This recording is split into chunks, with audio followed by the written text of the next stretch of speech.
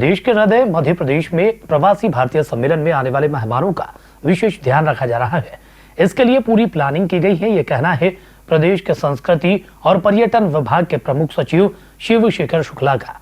डीजीआना news से खास चर्चा में उन्होंने ग्लोबल समिट के लिए विभाग द्वारा तैयार किए गए विशेष प्रेजेंटेशन की भी जानकारी दी।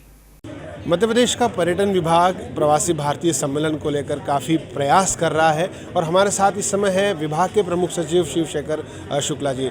शुक्ला जी, इंदौर में आपका स्वागत है और किस तरह के प्रयास इस पूरे आयोजन को लेकर किए जा रहे हैं? देखिए, ये बहुत बड़ा हमारे लिए अवसर है प्रवासी भारतीय दिवस, जब 3,500 से ऊपर डेलीगेट्स 80 से ज़्यादा देशों से हमारे यहाँ पधार रहे हैं। और वो इसलिए पधार रहे हैं कि उनका एक आत्मिक और स्वाभाविक प्रेम है अपने मातृभूमि के प्रति, और हम उन्हें वो एक्सपीरियंस देना चाहते हैं जो कि वो अपेक्षा रखते हैं भारतवर्ष में आने के बाद। आप देख रहे हैं कि इंदौर जिस प्रकार से उनका स्वागत करने के लिए आतुर है और जिस प्रकार से सजाया गया है, वैसे ही हमारी इंदौर नगरी तो देश की स्वच्छतम शहर है, परंतु लोगों का जो उत्साह है, लोगों का जो जुड़ाव है इसके प्रति, ये एक अद्वितीय इसको स्थान प्रदान करता है। हमने जितने भी हमारे प्रवासी भारतीय भाई बहन आ रहे हैं, उनके लिए पूरे मध्य प्रदेश में जहाँ भी वो जाना चाहें, चाहे वो उज्जैन महाकाल जी के दर्शन करना चाहें या ओमकारेश्वर जी के दर्शन करना चाहें, वो जल महोत्सव हनुमंतिया में जाना चाहें, महेश्वर, या किसी भी प्रदेश के कोने में किसी भी नेशनल पार्क कहीं भी जाना चाहें, तो हमने उनके लिए बहुत अच्छी आइटनरीज बनाई हुई हैं, उनको फैसिलिटेट किया हुआ है और उनका यहाँ पर प्रवास बहुत सुखमय हो, आनंदमय हो और वो अपने परिवार के साथ भारतवर्ष की माटी से, मध्य प्रदेश की माटी से और इंदौर की माटी से जुड़ सके। इसके लिए हमने उनके लिए और प्रयास किया है। लालबाग क्षेत्र में हमने एक बहुत सुंदर एक प्रदर्शनी और लोक कला महोत्सव का आयोजन किया है, जहाँ मध्य प्रदेश का आर्ट, क्राफ्ट, कल्चर और यहाँ के संगीत, इन सब को एक ही छत के नीचे संजोया है।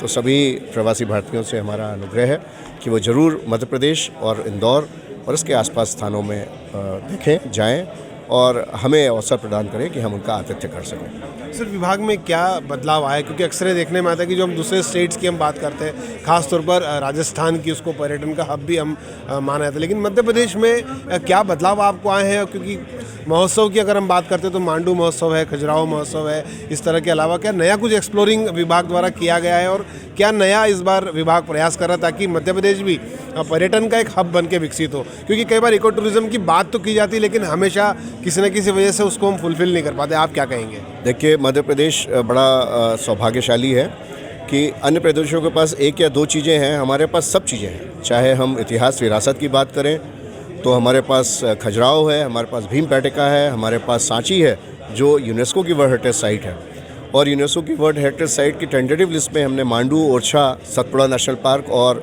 जबलपुर के भेड़ाघाट रॉक जो वहाँ पर है, मार्बल रॉक्स हैं, उनको भी जुड़वा दिया है। अब उन्हें परमानेंट इंस्क्रिप्शन के लिए हमारी तैयारी चल रही है। तो यूनेस्को की वर्ल्ड साइट्स यहाँ हेरिटेज में हैं। नेशनल पार्क, दुनिया के जो बेहतरीन सबसे बढ़िया नेशनल पार्क है वो मध्य प्रदेश में। हम वाइल्ड लाइफ हो, चाहे हमारी नेचर हो, इको टूरिज़्म हो, इन सब में हम अद्वितीय हैं।